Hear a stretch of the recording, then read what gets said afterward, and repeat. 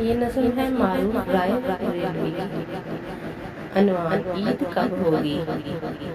सुना था चांद निकलेगा, सुना था चांद निकलेगा, सुना था ईद आएगी, सुना था एक रौनक ऊंचा बाजार में होगी, सुना था तुम भी आओगे, सुना है चांद निकला था, सुना है रौनकें थी जाओ बाजार में हर सू, सुना है ईद की खुशियाँ मनाए शहर में सबने।